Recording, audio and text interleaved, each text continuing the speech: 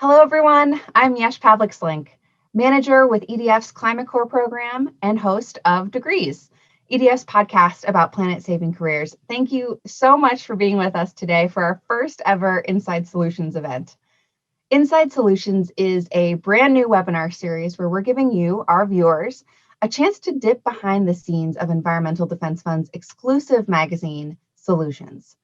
Over the course of this series, we're going to be bringing you up close and personal with some of the best and the brightest environmental movers and shakers featured in Solutions, and giving you the chance to ask your own questions and dig into the stories and meet some of the heroes behind EDF's work. Solutions is Environmental Defense Fund's quarterly magazine with world-class storytelling, profiles, news, and more from the world of EDF and beyond. I actually have my own copy of EDF Solutions right here. It is truly a fantastic publication, and I look forward to it year-round. Well, today, I am delighted to be joined by three young leaders who are each in their own way dedicating their lives and their careers to protecting the environment. We have with us EDF litigator Alice Henderson, who fought back the Trump administration's rollbacks for 4 years. Youth advocate and organizer from EDF's Defend Our Future program, Kiati Rator, who's organizing young people across the country to take bold action on climate change. And finally, climate entrepreneur and Climate Corps alum Chad Hunter, who developed a tool that helps consumers understand how their purchases impact the environment and how they can make meaningful changes to their consumer behaviors and effectively reduce their carbon footprint. These three brilliant minds may be forging three very different paths, but they all share the same vision, a vision of a cleaner, greener future for themselves and for generations to come. So let's get started and get the conversation going. Over the course of the next hour, we'd really like to be in conversation with you. So at the bottom of your screen, you'll find a button marked Q&A, and you can feel free to throw your questions in there at any point during the webinar. We'll try to get to as many as we possibly can after we hear from our three young leaders. So without further ado, let's get started. To kick things off today, I'm delighted to introduce our first panelist, Alice Henderson, an attorney with EDF based in the Boulder, Colorado office. In the latest EDF Solutions magazine, you may have read a story featuring Alice and her team's work for fighting the Trump administration's dangerous environmental policy. Alice, before we get into your work and what you're up to now, I have to ask, what was it like to fight the Trump administration in the last 4 years? Yeah, well, thanks so much for having me. So I'm an attorney on EDF's U.S. Clean Air team, and so we are working to address the major sources of climate pollution and air pollution in the United States.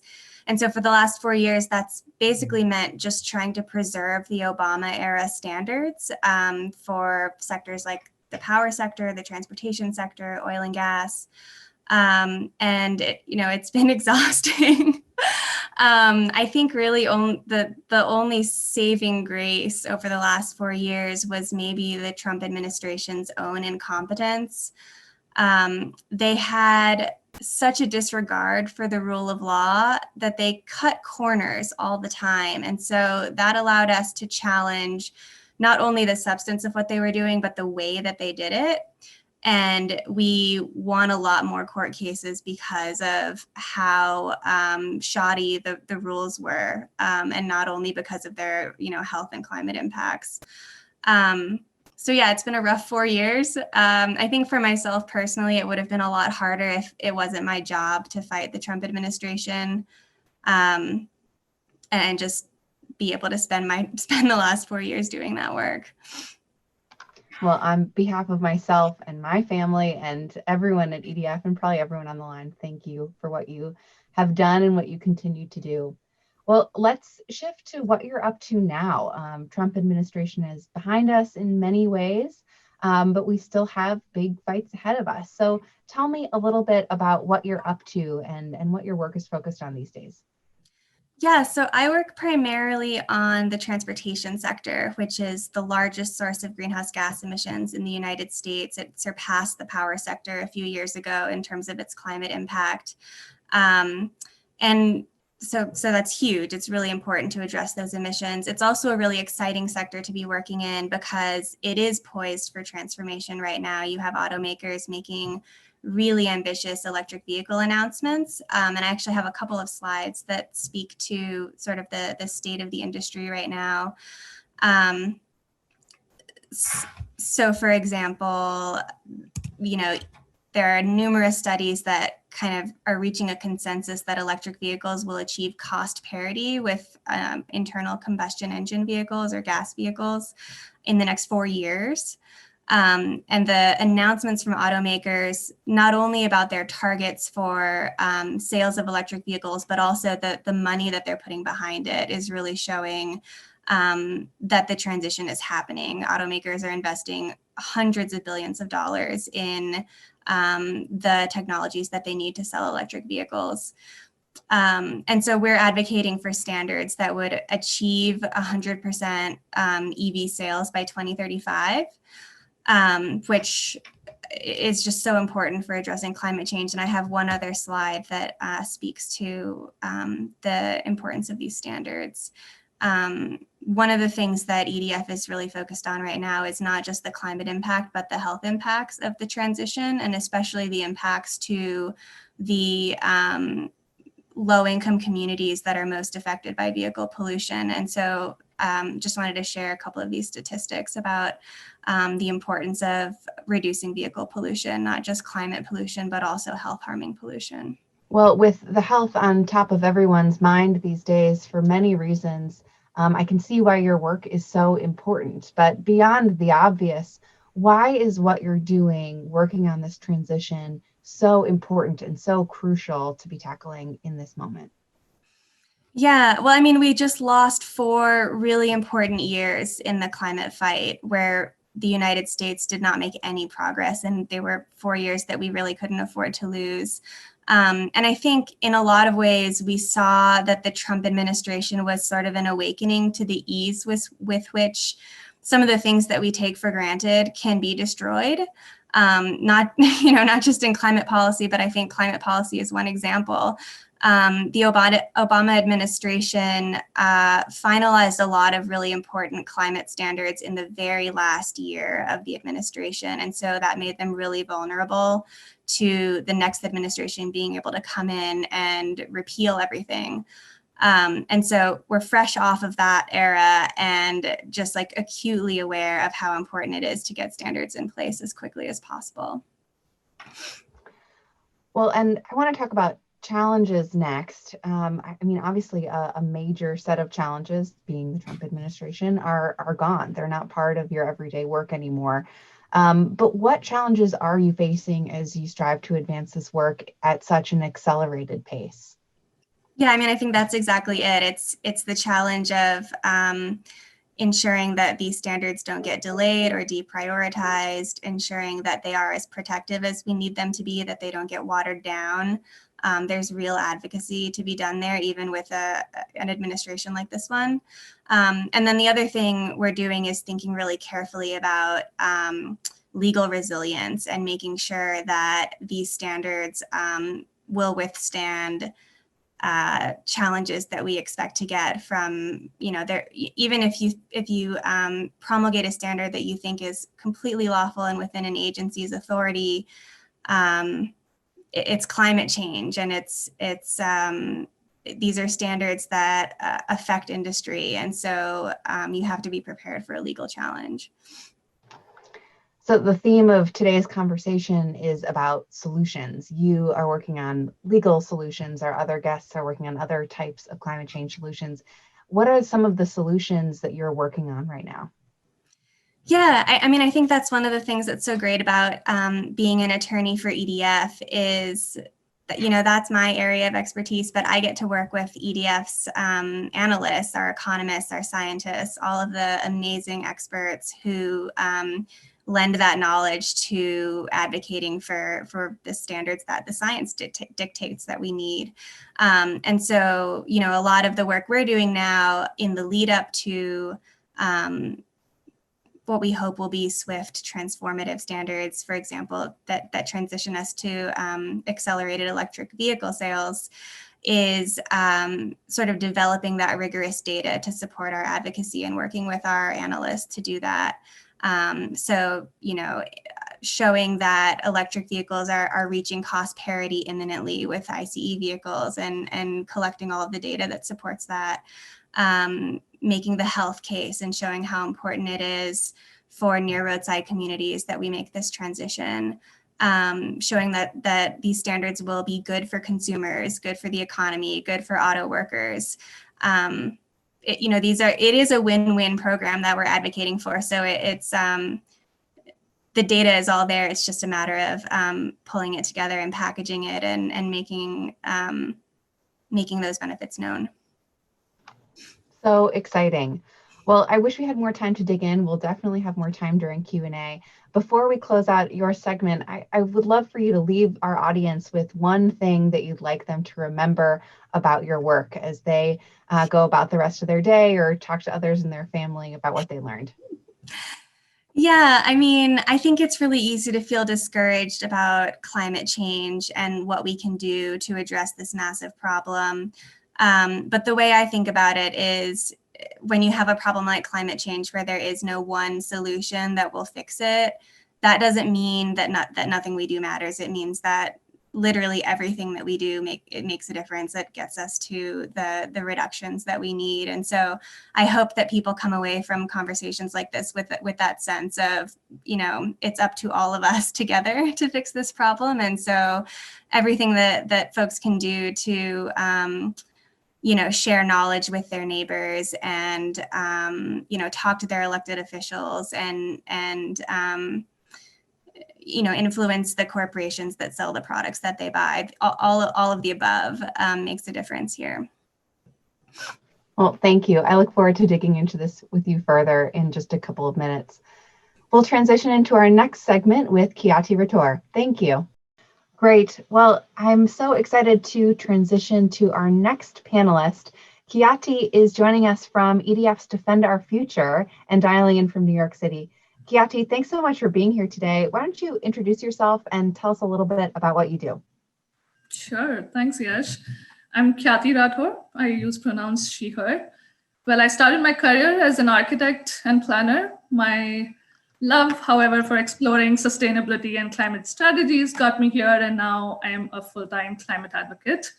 My journey at EDF started as a Climate Corps fellow in 2019, and since then I've been working as a project manager with the Defend Our Future team at EDF. And I'll share a few quick slides to introduce the work that we are doing at Defend. Well, climate crisis is the one biggest challenge of our times. And at Defend, we are working with young people from across the spectrum to lead climate advocacy and influence decision makers to advance climate progress. And we are training them, empowering them to become effective advocates, whether it's through conducting meetings with elected officials, voicing their concerns, using civic rights, or influencing corporate behavior by demanding accountability from their leaders. Well, why does this matter? Why does it matter to engage youth? Our young people have long been demanding bold climate actions, and now they are becoming the biggest sections of consumers, voters, and workforce, and have the power to influence decision-making through their voices, through their votes and pockets. And this impact is becoming evident now. An example of that is this elections. Well, President Biden ran on a pro-climate platform with a focus on jobs, and that resonated with young voters, and they responded to it. It really showed us a precursor to the shifting demographics that our leaders will need to cater to moving forward. And well, at Defend, we have chosen the path to empower them, be the enablers to create a force of pragmatic youth who understands the system and can reach leaders from across the aisle. Well, the initiative that I'm focusing on is to support young professionals and students to drive private sector ambitions on climate action. So this is our theory of change. If business leaders believe that acting on climate change is required to compete for talent in this hyper-competitive market and to manage reputational and business risk, they will act. And stronger business leadership will help us bring about the policy change and a system-wide change that we want. Well, we are building resources and tools to empower and support young folks, and I'm happy to talk about those as we continue our conversation. Wonderful. That was a really helpful overview, Kiati. But let's dig in a little bit. You mentioned, and I think everyone on this call understands that climate change is this tremendous part of our lives that we have to face right now, and we are facing right now. But why is your work, the work of engaging advocates and empowering them, so important as part of mitigating this crisis? Mm-hmm. Well, science says we have to start taking major steps within the next 9 years to avoid catastrophic results. But the good news here is that with the changing political climate, growing awareness, and shifting priorities, we have a big opportunity at this moment in time. And recent events have exposed racial injustices that have been ignored for far too long. And the pandemic and economic crisis have provided us an opportunity to really reimagine our economy and our society. And with an administration that campaigned on taking action and a mobilized youth movement demanding it, now is the time for our leaders to finally find the political courage to address these intersecting crises. And in all of this, the private sector can be very instrumental in accelerating this transition. Innovation, swift implementation of strategies, and political influence are some of the big strengths that the private sector can offer. And companies are stepping up, they're making commitments, but it is true that we are far from where we need to be. And that makes the role of advocates very important in this, in leveraging this momentum. Employees are the most important assets for any company, and C-suite executives care way more about companies' reputational risk than we would think. And that gives the young professionals a lot of capacity to influence businesses and create an impact. Well, the mission of Defend Our Future is very ambitious. And despite having the support of a progressive, aligned administration in the Biden administration, you must face challenges as you pursue your goals. What are some of those challenges that you're facing in your work? Yeah, well, big changes need big momentum. It is a challenge to create a force for systemic changes, and for which we need the collective power of people. And that collective comes from individuals coming together. So we know young people are the most enthusiastic and engaged demographic when it comes to addressing climate change. And we find that just showing them where action is needed or how to engage is all they need to run with it and make an impact. And the work we are doing to engage young people to influence corporate behavior is a new arena for climate activism. And there is a lot to be done to reach and empower young folks and provide them the resources and support that they need to effectively advocate. And sometimes even the tasks of conveying the fact that they have opportunities and part to, as individuals seems huge. And this pandemic hasn't been very easy for advocacy and outreach. Well, it's been a challenge, but the pandemic has really shown us how resilient and adaptable we all are. And climate advocates like us found ways to connect virtually. The entire world economy came up with new ways to function. Governments around the world found ways to operate their systems in new ways. Well, we changed for one crisis, and we can surely do that for climate change, the one big existential crisis in front of us. Well, I love that you started touching on my next question, which is about solutions. You mentioned that you're providing this group with tools and resources and opportunities to connect and empower one another. What are some of the solutions that you're working on, those resources that you're providing this group? Sure, yeah. EDF offers a vast array of experts, and we are trying to connect them to our younger audience. So, at the same time, we are creating and sharing new tools and resources and engaging through trainings, workshops, and other avenues, and some of which I spoke about earlier. Well, through our initiatives with Defend and EDF broadly, we are building a network of young climate advocates and ensuring that we have a robust support system for them. Well, thank you for that overview, Kiati. This initiative is worthy and timely. As we bring this segment to a close, what is one thing that you would like our audience to take away about your work that they can share with their communities or at the dining room table tonight? Yeah. Well, I keep talking about collective power, and that comes from some of individual actions. We shouldn't underestimate our capacity to contribute and use our influence. And I think something I want our audience to remember, and is important to remember, is that we cannot stop at taking actions to live more sustainable lives ourselves, but we need to use our influence for bigger systemic changes through our political and business leaders. Well, thank you. That's a very empowering message to take away.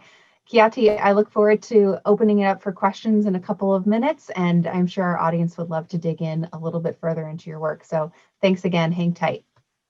Thank you, Yesh. Great. Well, thank you, Kiati. If you'd like to ask any of our panelists a question, we will get to as many as we possibly can after this next presentation from Chad Hunter.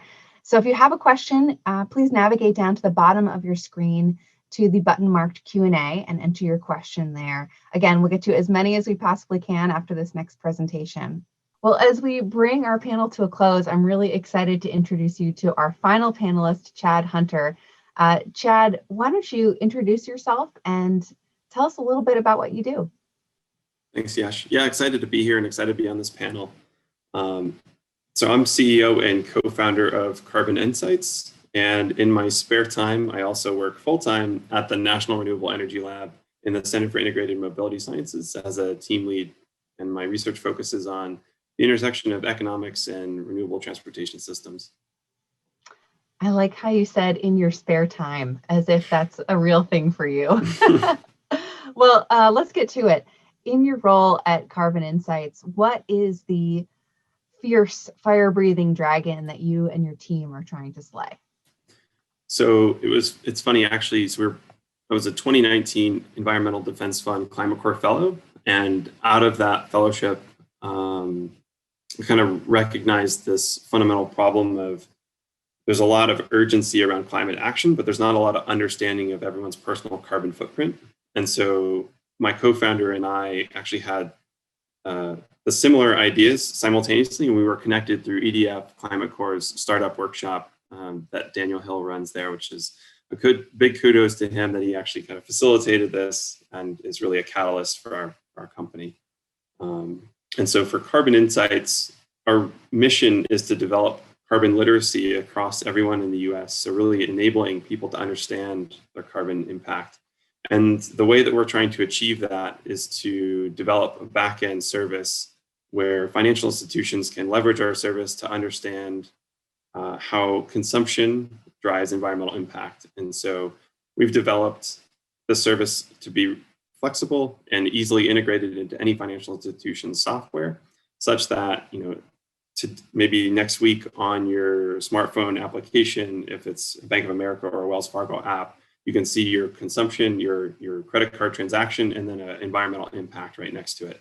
And so the goal there is just really to make it really easy to understand how your purchasing behavior really drives a lot of your climate impact.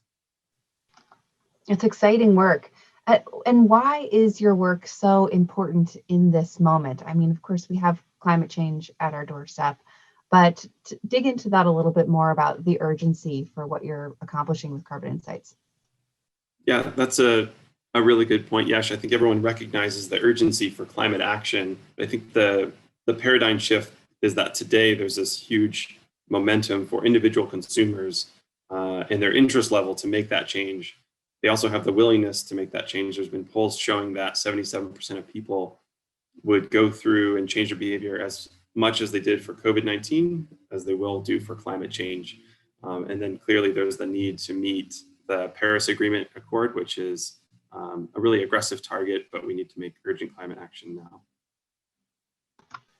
And in that, what are the challenges that you're facing as an innovator, as the founder of a startup, as someone who's trying to translate carbon literacy to an eager and willing population? What are some of the challenges that you're facing? Yeah, well, a lot of challenges, and I think you hit on a couple of them. But just as a startup, I think there's kind of three core buckets of challenges. We have an initial product offering, and we're really trying to understand and find the right customer to pilot this software service with. Really trying to align our values and their values, and making sure that we're developing something that will really be useful to the end consumer, and we're finding the right product attributes that'll be the most impactful to help the individuals and the end use consumers. And then there's always the financial kind of challenge, which is making sure that we have enough resources that we need to kind of expand and grow and have the impact that we really want to have. Those sound like pretty normal growing pains for a startup, but very, very worthy, of course. And the app itself and the carbon literacy that you are putting in people's hands, literally, that is a major solution to be offering the world at this critical moment. Can you talk a little bit more about what is in that solution in the Carbon Insights experience? Yeah, that's a really good question.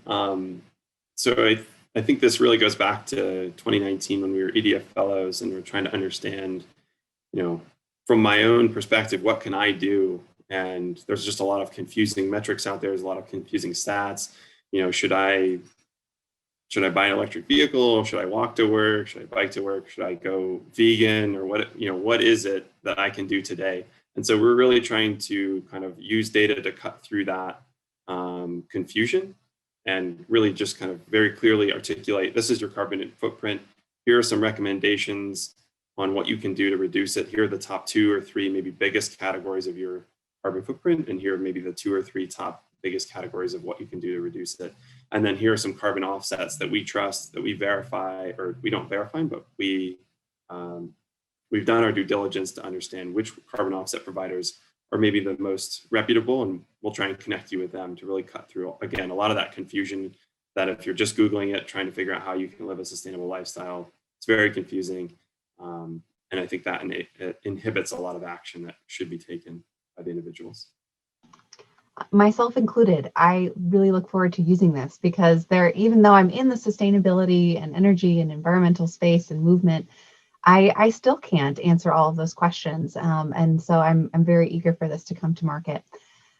Chad, as we bring things to a close, I'm curious, what is one thing that you want our listeners today to remember about your work? One thing. Yeah, so I think if there's one thing, I would say that this is coming, and I think this is going to be really exciting once people really have this at their fingertips and can make those changes and make those actions realized and make the impact that they want to have. And so just kind of putting that out there that this is a really exciting time, and really excited to see kind of what's going to happen in the next couple of months. And you'd probably welcome any conversations and ideas that our audience has as a startup founder. Is that right? Definitely, yeah. We're on a mission to build carbon literacy, and so we're open to every conversation that can help us get there. So always open to chatting. If you have resources, if you have ideas and things we should do, people we should talk to, anyone we can connect with, always open for those, and we're super supportive and glad to have those. Wonderful. Well, thank you so much for joining us today. I'm sure our audience has a lot of questions for you and the other panelists. So hang tight. We're going to open it up for questions now. Thanks again, Chad. Great. Well, I want to say thank you again to all of our panelists today. This has been such a joy learning more about your work and sharing it with our fantastic supporter audience. I'm going to take the moderator's prerogative and ask the first question, but a quick reminder, if you have questions for any of our panelists, feel free to just plug those into the Q&A box now. We'll get to as many as we possibly can before the end of the hour. But I actually have a question for all three of you to kick things off, and maybe we'll go with the order I see on my screen: Khyati, Chad, and then Alice. What inspired you to use your career and really focus your career and your time and use your talent and energy to make an impact on climate change? What got you got you started on this path? Sure, great question. well, I mentioned in my introduction, I worked as an architect, and I was interested in green building techniques or energy efficiency, and was thinking about the impacts of my work. But the more I thought about it, I was thinking about the impacts beyond my work. How does my building affect the urban fabric or our lifestyle choices and such? And that really propelled me to think deeply about climate, the one issue that really transcends geopolitical boundaries, the socioeconomic status. It's an intergenerational issue as well. So, that realization, seeing that disconnect, how we continue to do what we're doing in silos without thinking of the implications on everything else, that really got me interested in understanding more about climate strategies, the intersectional nature of climate impacts, and really working towards building that political will to act in a holistic way. Awesome. So I'll jump in next.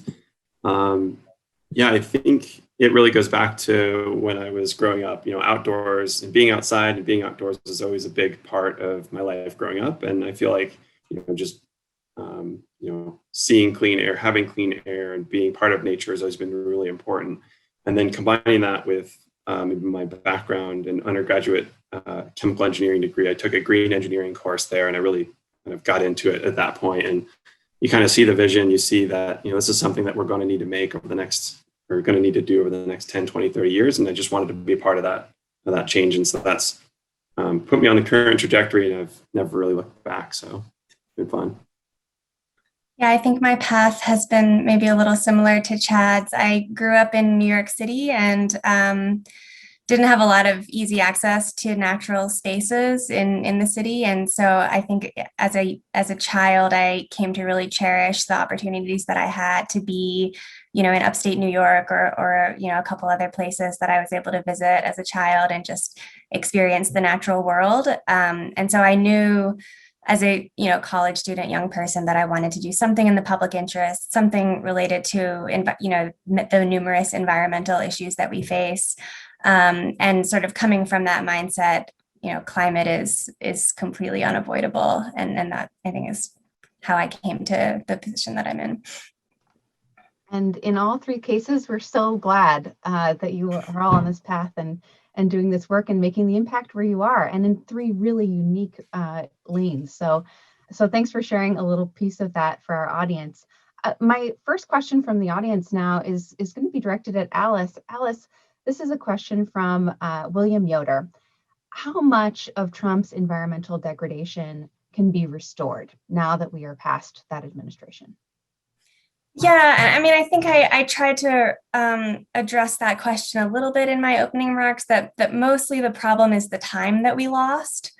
But, in short, yes, we can reverse, we can, and we absolutely have to reverse course and, put in place new standards to replace the rollbacks that the Trump administration put in place in all of these major sectors that address climate and other air pollution. And so setting aside the issue of the lost time and the real health and climate impacts of that lost time, yes, all of it can be reversed. That's encouraging to hear. Lost time, of course, is a big element here, but we're working aggressively. Next question from the audience is for Chad. Chad, this is a question from Joanne Regan. Showing how purchases translate to environmental impact is great. Personally, I'm excited about it. Have you ever thought about strategies to implement something like this at the point of purchase so that consumers can use this information proactively when they're at the register? Yeah, that's a really great question. So right now, the way that our technology works, it's been primarily focused on, what are your transactions? What is the environmental impact of those transactions? And we really see that as a really valuable thing for people to start understanding their personal impact, start building that tuition of, which are the most important pieces of my life and how do those drive my environmental impact? But I totally agree. And we've actually been, trying to think through how can we take the technology that we have and implement it at point of purchase. And we've been working with a couple financial institution potential partners to think through those ideas, to think through different ways that we can kind of nudge the consumer at that point of purchase to really, instead of being a reactive tool, be more of a proactive tool. And so we're really excited about that. We're developing some techniques to do that. And so we're hopeful that, that'll be kind of one of the next product offerings that we can provide. And that is really exciting to say that. That is exciting. And I think it really goes to Alice's main takeaway, which is that everything we do matters. So I love that you're on the path to giving people that kind of power over their consumer behavior. Khyati, a question for you from the audience from Edmund Gemmel. In a local area, how would you recommend folks reach out to youth in order to inspire them to take environmental action in their own communities? Yeah, well, it'll be surprising to know how engaged and motivated young people are, and especially how capable they are to reach out to their communities and build those connections and that critical mass that's required to really influence their leaders and create that change. I usually take inspiration from our campus ambassadors that work with Defend Our Future. They work across the US in their communities, really leading their peers, their community members, their local business leaders to move in the right direction. And for us to reach out to young people, I think sometimes just finding the right resources, making it available, just having the right moments to communicate. You don't have to communicate the urgency of and importance of climate action. That's quite obvious to them, but just the fact that where could be the right areas where they could move the levers or the right places to create influence. Just for a quick instance, for an example, young folks, fresh graduates, they usually wonder how they can influence their potential employers. So all the interactions like interviews or informal events or networking sessions, it's asking the right questions, making your values and priorities obvious can create that required corporate behavioral shift and building that momentum to making it obvious what they prioritize and what they want from their employers. Well, and I think it's worth noting that on our website, Khyati has actually put together a couple of great guides for youth that outlines those questions so that youth don't have to go into interviews or networking situations having this, feeling and this priority that they want to start these conversations with future employers, but they actually have a great set of constructive questions and helpful tips to guide those kinds of conversations. Khyati, anything else you want to say about those guides before we move on to the next question? Yeah, thanks for highlighting that. I would really encourage folks who are interested in getting involved to check that out. There are people like us who are ready to support and are available as you seek guidance or seek more inputs or resources and such. Well, happy to plug the resource. It's one of my favorites. Next question. I think this one goes back to Alice, though. Khyati and Chad, if you have any additional feedback on this, please feel free to jump in. Alice, this is a question from Alicia Bill. Do you think that current regulations inhibit corporations from making creative solutions to further reduce pollution and emissions?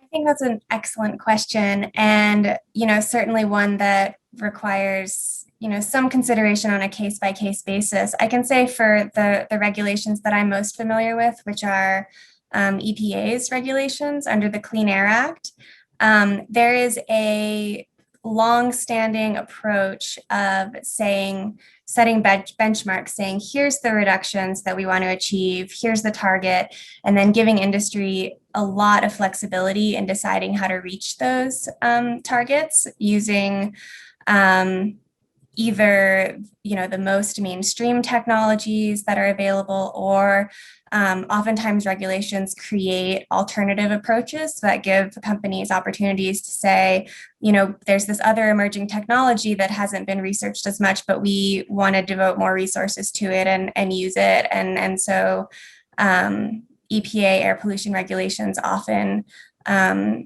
create space for those approaches as well. So I think I'd answer that from my experience, smart regulators can do a really good job of ensuring that they're not stifling creativity at all. Well, I love that combination approach too. We have a couple of examples here on our panel, the policy arm, the employee lever, the technology to give people data and information so they can become advocates. This is all part of the puzzle here. Another question for Kiyati. I'm going to throw it back to you from Bob Schloss. Can Kiyati indicate how many young people you define as young people, really? Do you define this as people through age 30? And do you think that they can affect change? So really, who are you targeting when you're talking about engaging youth, and how do you think that they at that stage of their life can affect change? Sure. Well, the age brackets, I don't so much believe in that, but here's the thing, we work with the Campus Ambassadors program that I mentioned. We work with these young advocates who are undergraduate students and really have, they are enthusiastically engaged through their campuses and such. And then the folks that I work with are really professionals like Alice and Chad and Yesh. We are through our work trying to create that impact. They're millennials that are really becoming of age, the big sector of consumers, Chad's area of expertise, and then they're voters, and they are really driving the change through really leveraging their power within the system as part of the system, right? What was the second part of the question, Yesh? Oh, sure. So you've defined who we consider to be youth, and it's really people who are coming up and through their academic career and then into the workforce. So it's hard to put a number around that, but that's the character we're really thinking about. And then how can they influence change? I know you've talked about this a little bit, having conversations with their employers and starting conversations with people in their community.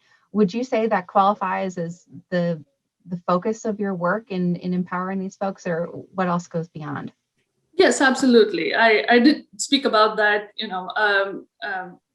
reaching to the folks within their communities and their peers, of course, is a big part of it. But we are working with young people who are actually regularly meeting with their lawmakers, with their elected officials, and visiting them on the Hill to really voice their concerns. They're using platforms to write letters to editors or voice their opinion. So there are really n number of ways, considering in the well-connected world that we live in, to really drive impact, either through your place of work or reaching out to your leaders and making your priorities very clear to them. That's helpful. Thank you. Next question is mostly for Chad, but I think there is room in this question for all of our panelists. Chad, it seems like the people who would initially be customers of Carbon Insights, those are folks that would already somewhat be engaged and aware of the challenges of climate change.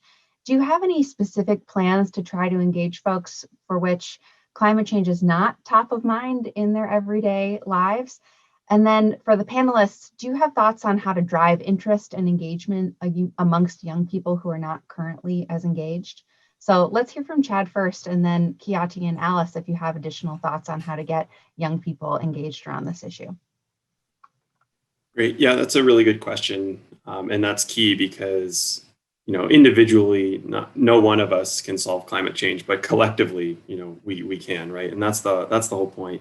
And for Carbon Insights, that's actually one of the kind of overarching themes that we've been trying to solve. So we really provide the tools for existing financial institutions or banks and credit cards to leverage to translate that purchase behavior into an environmental impact. And so by just providing that core tool, basically these financial institutions today that have tens and 20 million customers can roll that out to all of their consumers, whether they're actively looking at climate change or not. And eventually it will become more mainstream and people will just kind of see this information, basically every time they look at the banking app or their credit card statement, they'll be able to just see this, whether they're directly looking for it or not. And by just kind of having it there, we'll start to create that conversation, that awareness, that literacy that we're really going for. And once we get it to a large enough level, then people will be able to, engage in those discussions and have the productive conversations that we need to have around it. And so we're really trying to just be the catalyst there to provide that tool to do the hard environmental calculations in the back end and make it really simple for these financial institutions to leverage. And then, with the hope that they can leverage their scale and really provide it to their large consumer base, hopefully very quickly. Alice and Kiati, your thoughts on the second question? Do you have thoughts on how to drive interest and engagement among people who aren't currently as engaged? I know, Kiati, this is kind of your specialty. Alice, your thoughts on that? Well, I'd certainly defer to Kiati and her expertise here, but one reaction I have to that question is kind of the really unfortunate fact that we are feeling the effects of climate change now, and it's no longer, we're doing this for our children and our grandchildren. I live in Denver, and during our last wildfire season, there were actually days where I couldn't go outside in Denver because the air quality was so bad.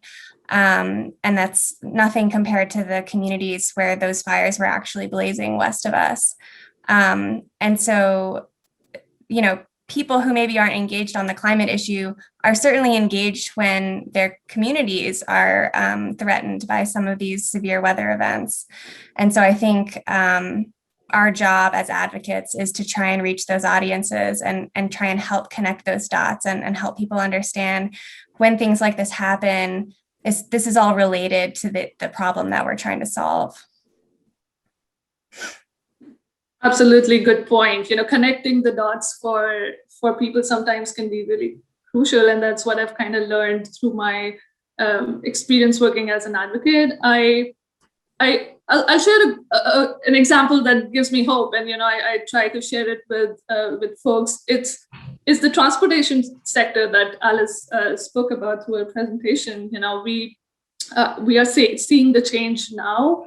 Really happening, on an everyday basis. We see companies making announcements that they are, committing to carbon neutrality, and automakers like Ford and such are driving that manufacturing, that supply, whereas big fleet owners like FedEx, Walmart, they are driving the supply.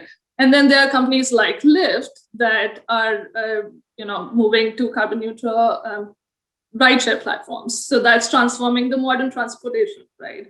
And all of this is not happening in silos. They are responding to many driving factors, such as the changing consumer base, the shifting demands in the market.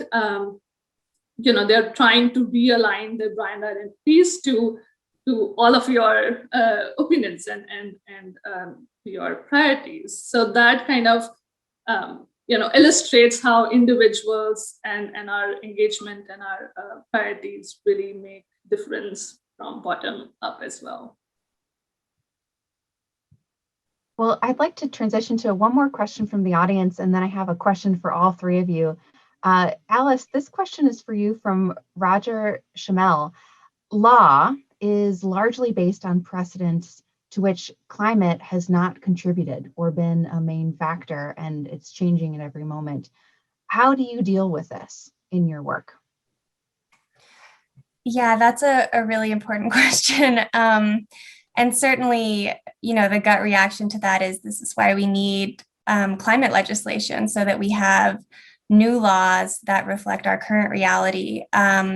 But, my area of focus is on the regulations that are promulgated under the Clean Air Act, which, is now a 50-year-old law, but was drafted by a Congress that recognized that it was creating a framework that would allow us to address future problems. And so it is written in a way that encompasses greenhouse gases. It's written in a way that allows EPA to address pollutants in the air, and greenhouse gases are pollutants in the air. And so, we do have precedent, and we do have, a longstanding law that we draw from to address climate change. But it is a real question. And certainly in litigation, there are times when we have to work really hard to ensure that we are crafting our arguments in a way that will be supported by a history that wasn't about climate change. And that is hard sometimes. But, thankfully, there was a time when Congress, in a bipartisan manner, passed real legislation that was intended to help create solutions for this country for a long period of time, and it has, withstood time. Thank you. That's very, very encouraging. Well, a question for all three of you, and I think this goes especially to our audience listening in, those who are emerging professionals who want to use their time, talent, and passion to impact the climate change battle. What would you recommend to them? Or maybe it's for the friends and family members of some of our other listeners. What would you recommend to those emerging professionals as they get started in their career and are focused on making an impact? So words of wisdom or recommended paths. And I'll open it up to maybe Kiati to start, and then we'll hear from Alice and close it with Chad. Sure. I think the simple thing is to reach out, connect, seek support. There are people who will be more than willing to help, provide guidance. There are resources. It seems huge, when you're starting a career, you don't know where to start, and there are all these resources, people available to help you. Thank you. Yeah, I think in the remote world that we live in now, in some ways it's easier to connect with folks because I feel like we've come to understand that we're not really constrained by geography in a way that it felt like we were last year. But I think Kiati is right, and I think my advice echoes that. Just get to know the organizations and the groups that are doing the work that you care about. And that can be at a national level and international level. And it can also be the groups in your own community, your local groups that are doing the work that will have the most direct impact on your own neighborhood. And in some ways it's harder when we're remote, and in some ways it might be easier, but there's just, so many groups that are addressing various aspects of these problems, and that would love to add someone to their ranks. And I'll just jump in. My wind out of my sail, or the wind has been stolen from my sails from the previous two comments. But I mean, all I was going to say was get involved, right? There's so many different ways to do that, and almost too many different ways. But it's really important that, if you're interested in this space, just reach out. There's tons of new communities being developed for people that are either trying to transition into this space or people that are just interested in trying to learn more. There's a lot of different communities that I'm a part of. And so I'd be happy to connect you with them.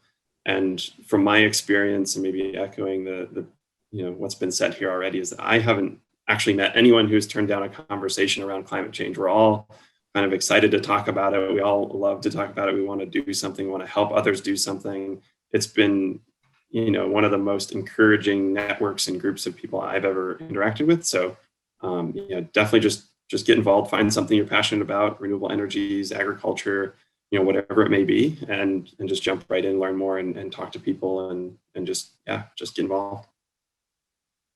Well, and I'll add to say, stay curious and really always challenge yourself to not only learn more, but challenge your assumptions and challenge other people's assumptions, because the only way that we're going to find solutions is if we continue to push ourselves collectively beyond what seems easy or obvious, because the solution isn't, in this case, easy or obvious, and it's going to be complicated and messy, and we just need to have as much information out there to bring people along together as we possibly can. So stay curious and keep learning. I'll add to that list.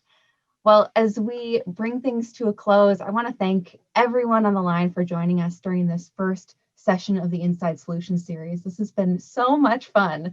If we didn't get to your question, or if you have a follow-up question that you didn't have a chance to ask during today's webinar, please email your question to the email address insidesolutions@edf.org. We'll do our best to respond to them from our panelists as quickly as possible. Our many, many thanks to our panelists, Alice, Kiati, and Chad, for being with us and for their ongoing commitment to protect the environment. We hope that you enjoyed our robust conversation with them and enjoyed getting to know these three brilliant young leaders who are innovating and creating change and building a better future. And thank you for your support of all of their efforts. Today's event has been recorded, by the way, so you can revisit it at any time, and we'll be sending around the link very soon. And thanks again to all of you in the audience for your support. This is really critical, and your support is more critical than ever.